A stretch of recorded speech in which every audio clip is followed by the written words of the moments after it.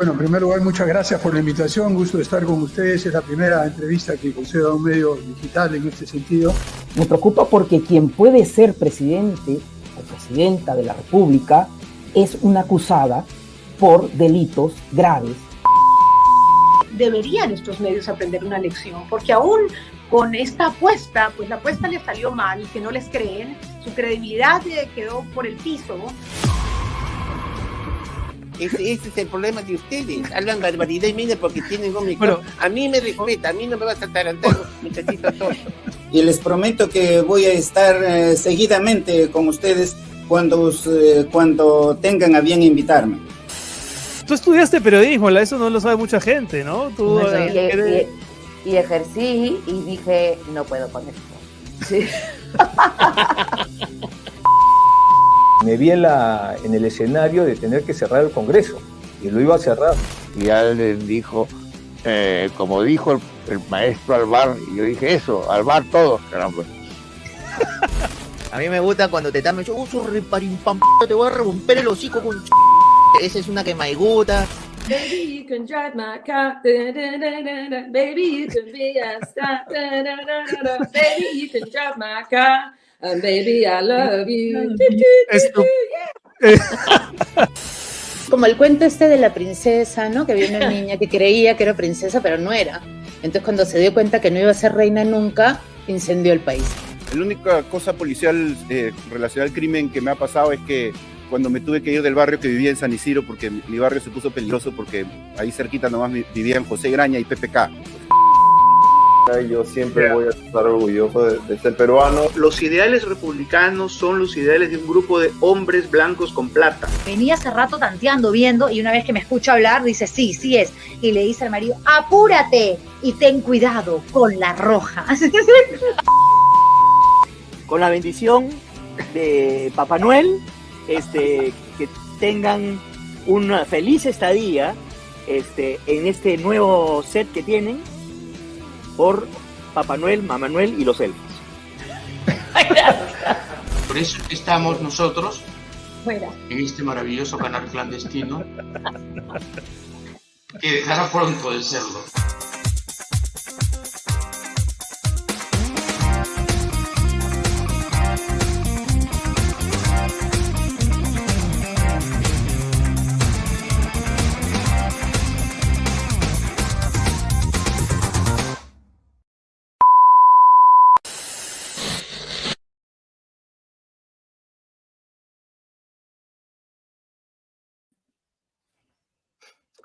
¿Cómo están? Muy bienvenidos. Hoy es lunes 20 de diciembre. Mi nombre es Renato Cisneros.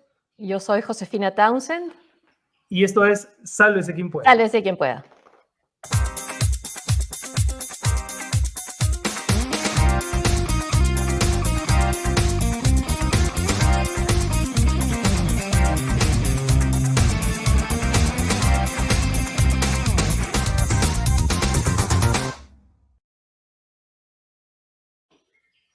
¿Qué tal, Josefina? ¿Cómo estás? Bienvenidos todos. Estamos transmitiendo en vivo, en directo para Facebook, YouTube, Twitch, y ya está muchísima gente uniéndose a esta transmisión que iba a ocurrir en otro lado, José, ¿no? Pero que la hemos tenido que dejar en calidad virtual.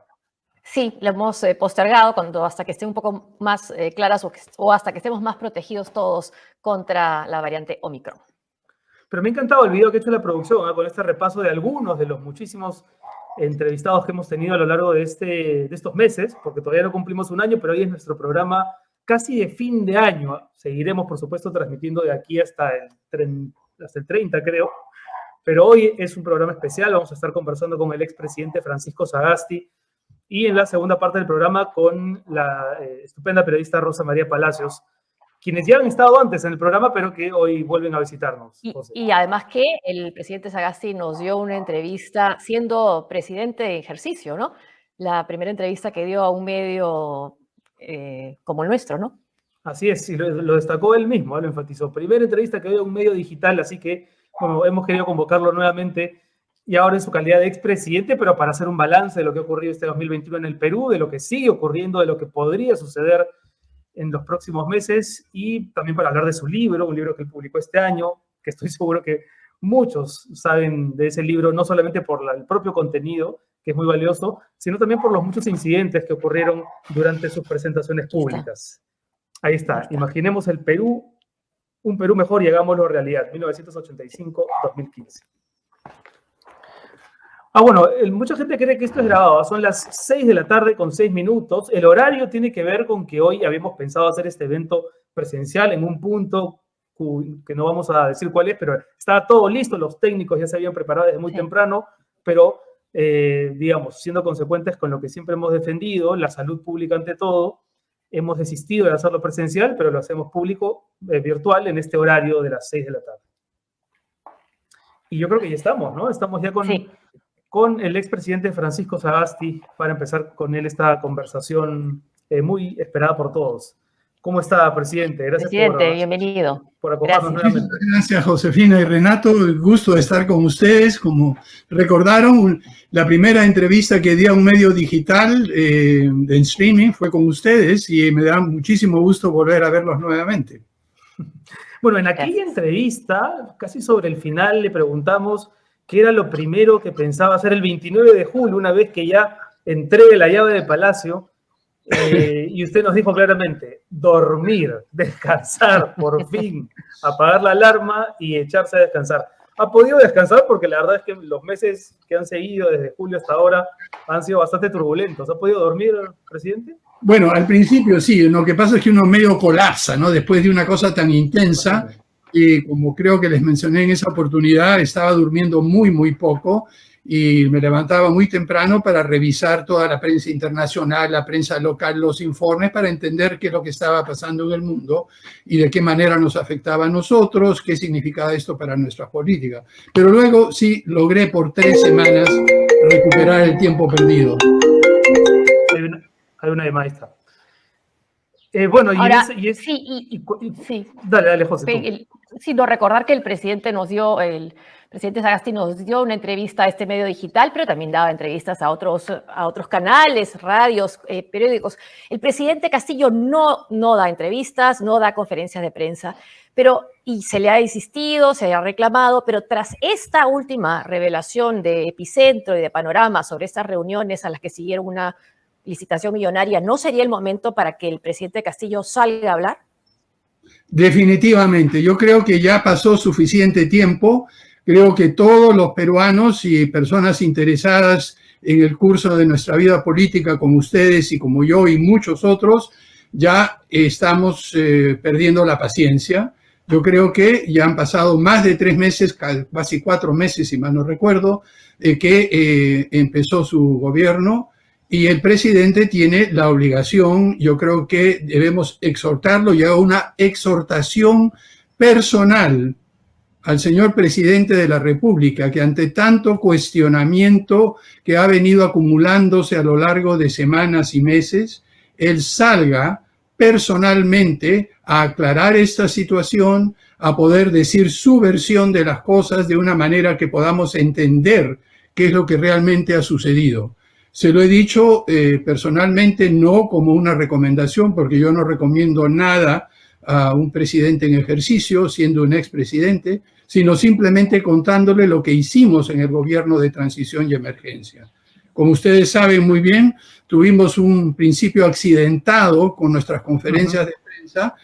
Les digo con toda honestidad, debido a mi falta de experiencia, a mi excesivo sesgo académico de tratar de explicar todo, ¿no? Y los memes que salieron fueron realmente muy acertados y me ayudaron a enmendar errores. Yo creo que todos cometemos errores a la hora de entrar en un ámbito nuevo para nosotros, y el presidente Castillo, el señor presidente Castillo, seguro probablemente cometerá uno que otro error, pero es importante que toda la ciudadanía pueda escuchar directamente, ya no generalidades como fue durante la campaña, ya ha venido siendo desgraciadamente en algunas de sus expresiones públicas, sino en concreto cuál es la perspectiva que el señor presidente de la República tiene sobre todos y cada uno de los cuestionamientos que empezaron con su propio secretario general de la presidencia. Ahora, presidente, usted ha dicho, ¿cometerá o...? Sí, perdón, Renato, sigue tú.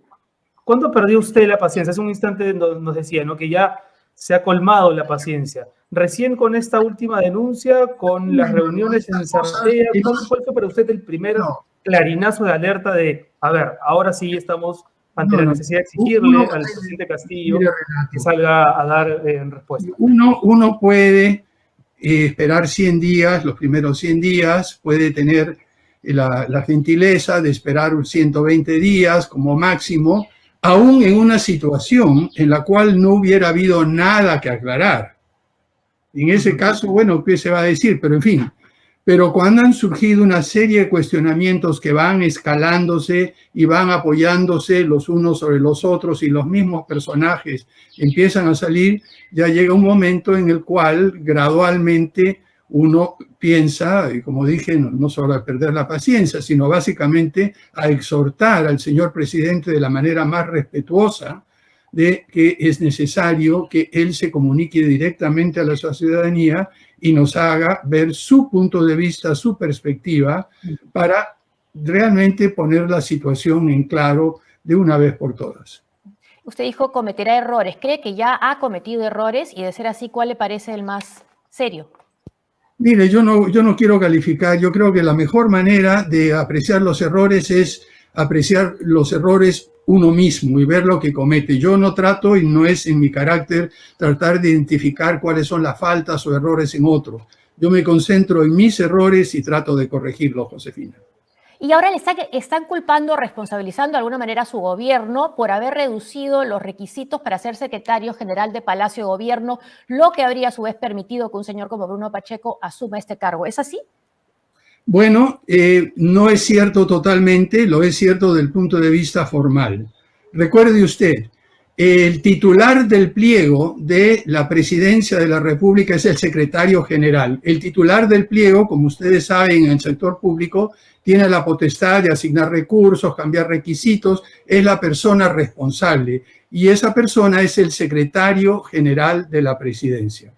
La persona que estaba en ese cargo, el señor Félix Pino, que tiene una hoja de servicios muy distinguida y cuando estuvo conmigo fue una persona que se comportó ejemplarmente, por alguna razón, durante el proceso de transmisión de mando, el penúltimo día, a las 8:26 de la noche, se emitió una resolución en la cual se cambiaban los requisitos para ser secretario de la presidencia de la República. Eso se hizo sin informarme para nada a mí y menos aún consultarme. Es cierto, eso estaba dentro de su campo de acción, pero en una cosa tan delicada yo hubiera esperado por lo menos o un informe o una consulta para haber dado un punto de vista sobre el tema. Que definitivamente, de haber conocido eso, y no haber sucedido el 26 en la noche, cuando yo estaba en una reunión con todos los representantes de las religiones del Perú en el Templo Mormón en La Molina, ese fue el momento en que salió esa resolución. De haber sabido yo eso, definitivamente lo hubiera parado, y esto, desgraciadamente, es responsabilidad exclusiva de la persona que ejercía el cargo en ese momento. ¿Y qué siente, presidente, cuando ve, por ejemplo, noticias en las que se habla de $20.000 encontrados en el baño, en un baño de Palacio, o estos allanamientos de la Fiscalía a la Casa de Gobierno para dilucidar si ha habido corrupción o no? Usted que fue el último huésped de Palacio, ¿qué siente cuando ve esas noticias? Bueno, mire, yo siento por lo menos que hay una diferencia en la forma en que ejercimos el poder y la autoridad en el gobierno de transición. En primer lugar, ningún proveedor del Estado, ningún contratista del Estado pisó el despacho presidencial durante mi presidencia. Hay otros espacios donde eso se arregla, donde eso se maneja. En ningún momento interferimos nada con el proceso de ascenso en las Fuerzas Armadas y la Policía Nacional, y así se le explicó directamente al jefe del Comando Conjunto, a los 3 jefes de las armas y al director general de la Policía Nacional del Perú.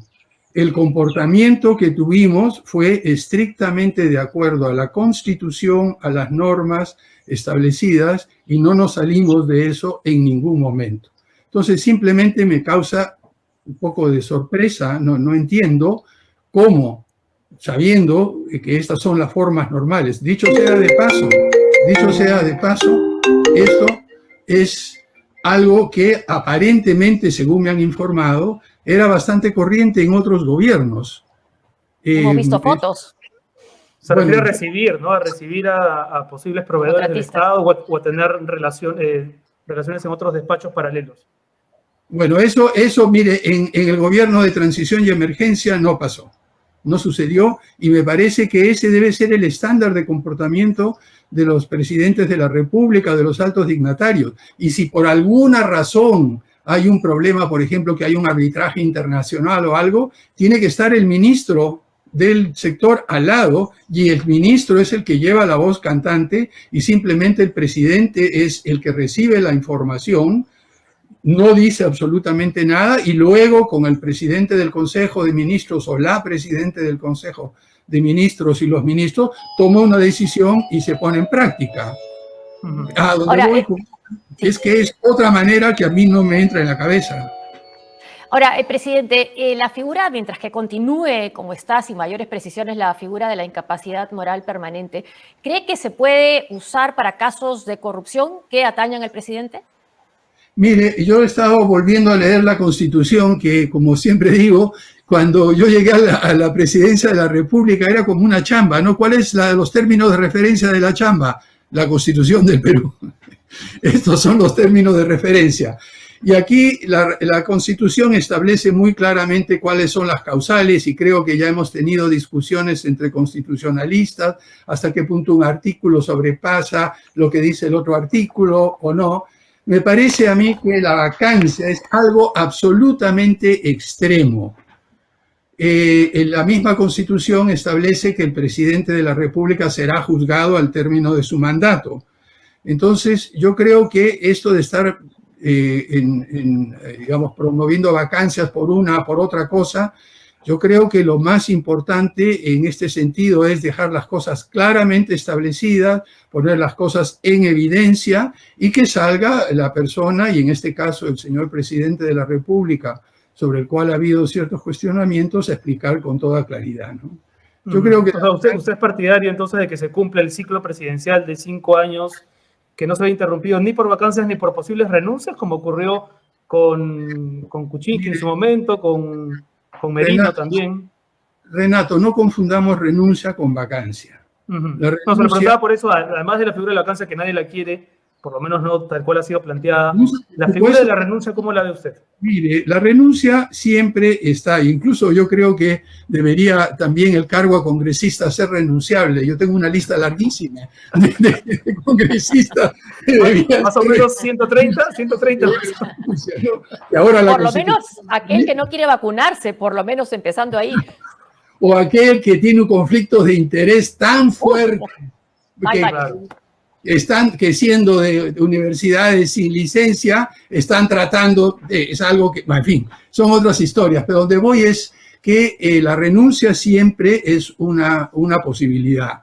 Yo creo que cuando hay circunstancias personales, circunstancias políticas, cuando hay circunstancias que uno se siente desbordado, lo que sea, siempre hay espacio para la renuncia. ¿Está desbordado? ¿Cree usted que está desbordado el presidente?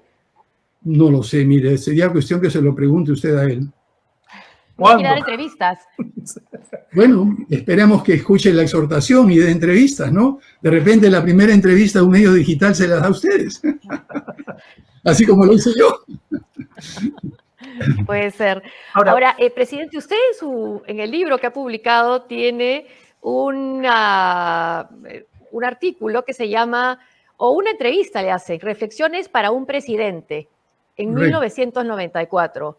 Bueno, primero, si lo ha leído ya siendo presidente, y dos, dice usted que el gobierno consiste, creo que lo más importante, cuando las cosas se personalizan no se puede gobernar bien, y que el objetivo de cualquier presidente debe ser hacerse prescindible, no imprescindible. La más importante contribución que puede hacer un buen presidente es que toda su obra y su labor continúen sin él. Lo que usted cree que considera su obra, ¿cree que ha continuado sin su gestión? Bueno, mire, en el tema de la vacunación yo creo que sí se ha continuado avanzando de manera bastante seria. No solo se ha avanzado, hay que reconocer la labor del Ministerio de Salud y de las fuerzas sanitarias, de la policía, de las Fuerzas Armadas, en acelerar el proceso de vacunación. Nosotros lo que hicimos fue vacunar con todas las dosis que llegaban, inmediatamente se aplicaban. Desgraciadamente, al final de nuestro gobierno, solo teníamos disponibles el número de dosis para el 18,5%, 19% de la población objetivo. Si hubiéramos tenido más, hubiéramos vacunado más rápido. Pero sí dejamos todo armado, Josefina, para que durante agosto, septiembre, octubre, noviembre y diciembre siguieran viniendo las dosis hasta completar. Hasta fin de año teníamos asegurados 78 millones de dosis, más 20 que estaban en un signo de interrogación porque el laboratorio ruso Gamaleya y el Fondo Directo de Inversiones Rusas no quisieron darnos un cronograma de entrega específico. Entonces lo que hicimos en este caso fue firmar un contrato abierto en la cual pagamos contraentrega, ¿no? Eso quedó así claro. Pero con esos 78 millones lo que hizo el gobierno actual, lo que hizo el gobierno del presidente Castillo y su ministro de Salud, es acelerar el proceso de vacunación y eso ha sido realmente muy, muy positivo. Del gobierno de transición se decía que tenía dos misiones, ¿no? Efectivamente, continuar con la vacunación o iniciarla y llevarla hasta donde sea posible y hacer la convocatoria a elecciones. Y creo que en esos dos rubros se cumplió. ¿Fue una asignatura pendiente la vuelta a clases presenciales, la vuelta a la escuela para los niños que hasta ahora no regresan? ¿Siente usted que esa fue como una asignatura pendiente o no? Mire, no era tanto una asignatura pendiente como una asignatura imposible de cumplir por razones muy claras. En primer lugar, se ha mencionado de que hubo un plan de retorno a clases. Bueno, el informe que yo recibí, y justamente leo acá, el gobierno de emergencia y transición no encontró ningún plan piloto, tampoco una estrategia de retorno a clases por escrito. Solo encontramos informes de direcciones regionales y distritales sobre la apertura de 832 escuelas rurales con una primera disposición que se dio en junio de 2020. Eso fue todo lo que había. No había un plan de retorno, ni mucho menos. Lo que hicimos nosotros es construir sobre lo que dejó el gobierno anterior y el ministro anterior. Tomamos todo eso y adelantamos. Pero, veamos un momentito. Recordemos que la segunda ola empezó con fuerza en diciembre del año pasado. Sí. Y que la segunda ola fue mucho más severa que la primera. Nosotros entramos el 17 de noviembre, prácticamente así caídos del cielo, porque realmente no había habido ni plan de gobierno ni preparación. En 36 horas armamos un gabinete y empezamos a trabajar sin parar un segundo. Pero todas estas cosas toman tiempo. Nos encontró la pandemia, nos encontró la segunda ola mortífera, nos encontró con menos oxígeno del que necesitábamos, y ustedes vieron todas las escenas dramáticas, nos encontró con un número de camas UCI insuficientes y a pesar de que el gobierno anterior había avanzado en algo, nosotros tuvimos que redoblar esfuerzos. Digo todo esto como telón de fondo. En esas condiciones, sin un plan estricto, armado, de retorno a clases, con esa condición sanitaria, con el tema que, no sé si ustedes, pero yo he conocido a queridos amigos míos que respeto mucho y que quería muchísimo, que fallecieron de COVID cuando fueron a visitarlos sus nietos. Sí, sin duda, sí.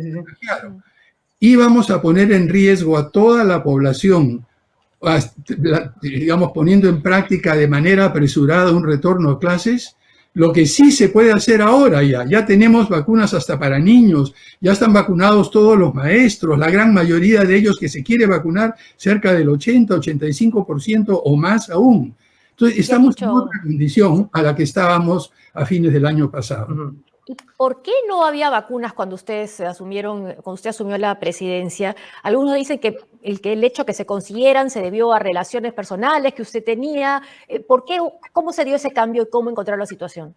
Bueno, lo que encontramos es una cosa importante, que fue un acuerdo marco con la facilidad COVAX para 13.2 millones de dosis de vacunas. Pero este acuerdo marco no decía ni cuándo las entregaban, ni de qué laboratorio iban a hacer. O sea que era simplemente un acuerdo marco. Dentro de este acuerdo marco, en esa época solo había 2 laboratorios que podrían proporcionar vacunas a COVAX, que eran Pfizer y AstraZeneca. Pero, y acá viene el tema, para poder obtener esas vacunas teníamos que negociar directamente con cada laboratorio para satisfacer sus condiciones contractuales. Ya no de pago, porque eso estaba hecho, pero sí las condiciones, por ejemplo, de fechas de entrega, de demoras o no demoras, de quién va a pagar por algún posible efecto adverso que surja, que este fue el punto más difícil en la negociación. Nada de eso se había hecho. Ahora, conociendo cómo funciona el mundo internacional, conociendo cómo funcionan las transnacionales, lo que pude hacer y pudimos hacer con todo el equipo, entre ellos Pilar Massetti, que también tenía un excelente conocimiento, el Ministerio de Relaciones Exteriores y muchos otros contactos que a lo largo de mi vida internacional yo había logrado establecer.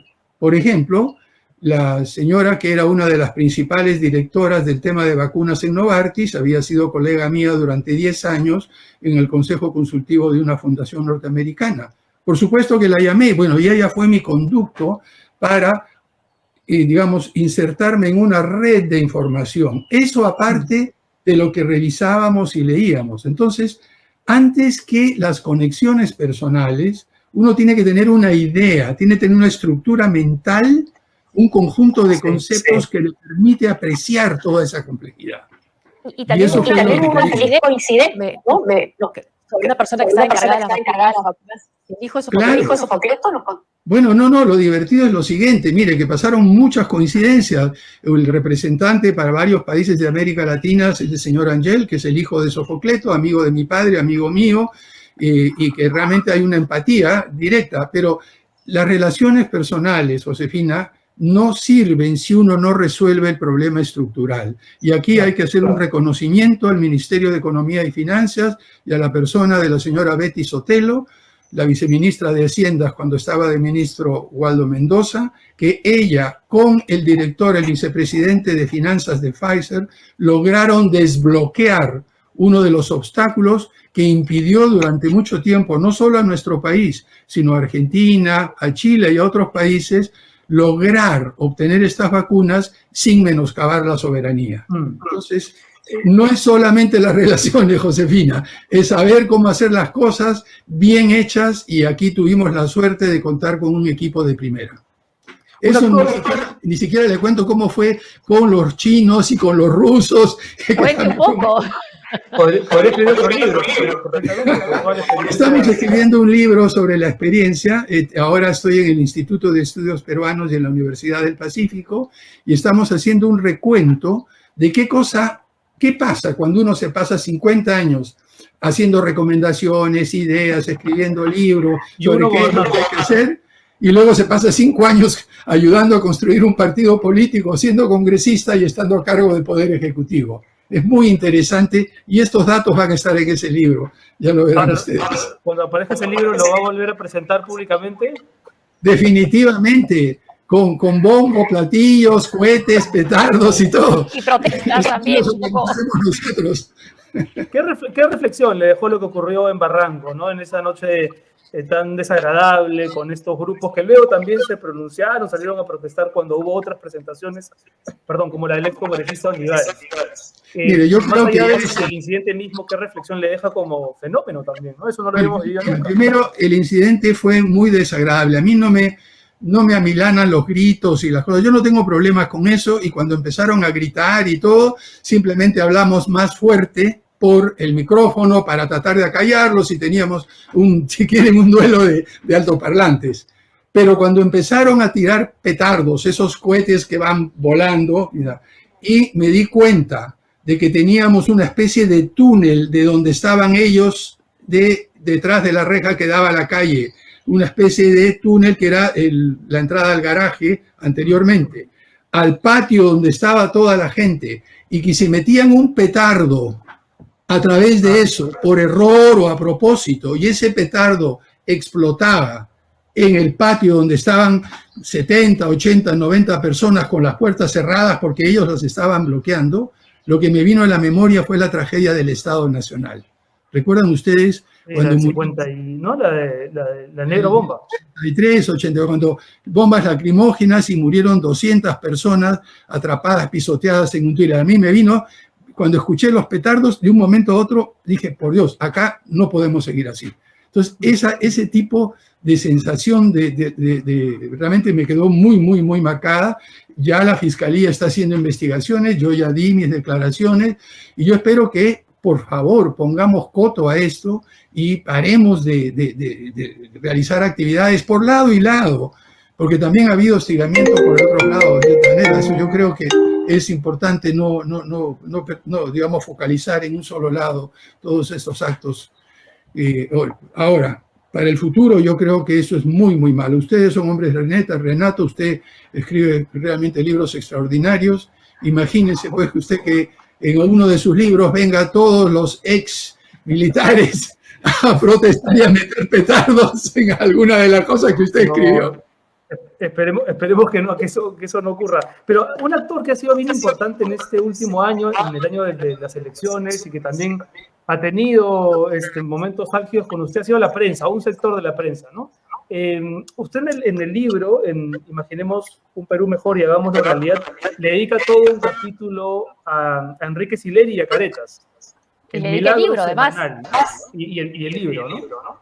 Sí. Entonces queríamos que nos cuente, bueno, primero, ¿a qué se refería Sileri cuando lo define usted como un renacentista moderno y transmilenario, equiparable a Leonardo da Vinci y al Mago de Oz?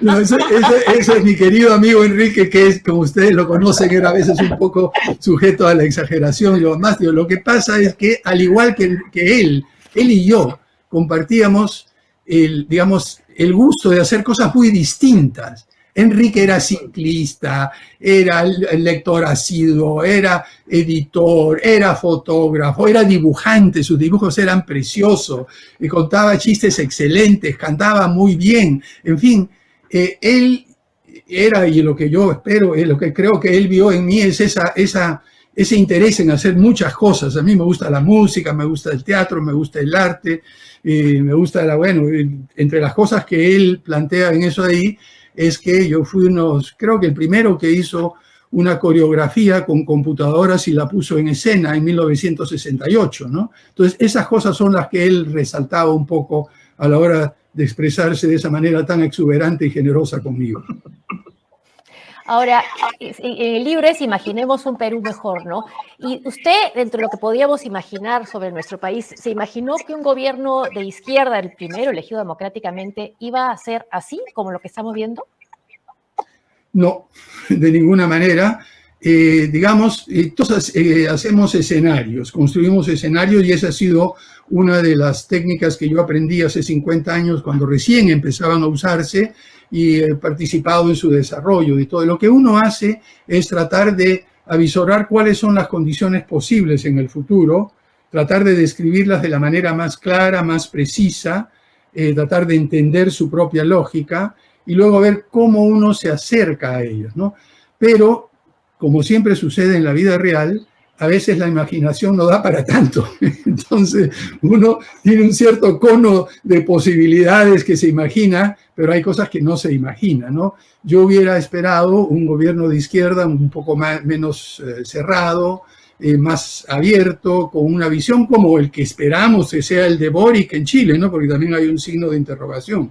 Lo único que puedo decir en este momento con respecto a Boric es que, queridos amigos míos, muy respetados, inteligentísimo, con una visión socialdemócrata de centro a centro izquierda, muy respetuosos de la propiedad privada, muy respetuosos de los equilibrios macroeconómicos, como Ricardo Freych Davis, como Roberto Saller, como Stephanie Griffith Jones, como Mariana Mazzucato, gente que como Ana Sojo, gente que conozco y respeto por su integridad personal y su conocimiento y experiencia intelectual, todos están apoyando a Boric. Yo espero que eso realmente sea el impulso que tome su gobierno y a pesar de ser tan joven no repita la experiencia que tuvimos cuando después de tener el fenómeno del niño tuvimos el fenómeno del ñaño, ¿no? Eso fue una de las bromas. Igual de devastador. Sí, ¿no? Y realmente yo creo que lo más triste sería, si las cosas no cambian, haber desperdiciado una oportunidad histórica como la que quizá tiene Boric ahora adelante. Claro, la gran decepción que sería para el electorado, ¿no? Las grandes manifestaciones que vimos en el sur del Perú, de nuestro país. Sí, no, yo creo que por lo menos viendo a la gente de que se ha rodeado, él se ha rodeado de gente de primera. Yo espero que esto continúe así y demuestre que se puede hacer un gobierno de reformas profundas. Pero también se ha rodeado de gente, digamos, como Guido Bellido, el exministro Maraví, que van en contra de las reformas que estábamos avanzando en un camino hacia una educación de calidad y bueno, ahora retroceso. Bueno, esa es una de las cosas que definitivamente creo que la ciudadanía y todos los que han tenido oportunidad de conversar con el presidente en algún momento se lo hemos expresado con toda claridad. ¿Usted se lo ha dicho al presidente? Bueno, lo que le digo es que tiene que poner una de las cosas y nuevamente no diciendo lo que él tiene que hacer, sino lo que hicimos nosotros en el gobierno. En 36 horas, Josefina, buscamos a lo mejor de lo mejor. Y eran gente que se podía confiar y que estaba dispuesta a colaborar, porque también hay muchas personas muy buenas que en algún momento tenían ciertas dudas. Recuerde usted cómo estábamos hace un año. Recuerde cómo estábamos al principio de la segunda ola, con una crisis económica, sin oxígeno, y con la gente harta y cansada, recién empezando a hacer las medidas de contención del contagio a nivel regional primero y provincial, porque recuerden, durante meses fue una cuarentena generalizada. La gente desesperada, con desesperanza, cansada y todo. Miren cómo la dejamos después, con 78 millones de dosis de vacuna, con 7 veces más oxígeno, con el sector privado yendo de la mano y colaborando, como lo ha dicho muy claramente el ministro Óscar Ugarte, el exministro Óscar Ugarte. Logramos demostrar que el Perú se puede gobernar bien, abriendo las puertas, siendo honesto, manteniendo las formas, no recibiendo contratistas ni proveedores, y llamando a los representantes de la sociedad civil, también llamando a los representantes de la academia que tenían críticas, como fueron aquellos que estaban criticando todo el tema de las cifras de fallecidos, ¿no? Presidente, le agradecemos muchísimo por habernos dedicado este tiempo nuevamente. Suscribimos también, por supuesto, su pedido al presidente Castillo para que dé declaraciones y explicaciones y esperamos encontrarnos pronto aquí en el programa. Aprovecho la oportunidad para desearle a todos los peruanos y peruanas una feliz Navidad, pero una feliz Navidad con mucho cuidado, realmente cuidándose de lo mejor posible. Esta variante Omicron, si bien hasta el momento no tenemos suficiente información, sabemos que es mucho más contagiosa, no sabemos si es más peligrosa o más letal, pero cuídense, pásenla bien y por favor miren con optimismo el próximo año, que yo espero que el 2022 sea mucho mejor de lo que fue el 2021 y ciertamente del que fue el 2020. Gracias, Josefina, y gracias, Renato. Y gracias, presidente. Gracias. Como usted dice en su libro, imaginemos un Perú mejor y hagámoslo realidad. Gracias. Muchas gracias a Francisco Sagasti, expresidente de la República, que ha tenido una nueva diferencia con SQP para conversar de tantos temas y por supuesto se quedan muchísimos en el tintero.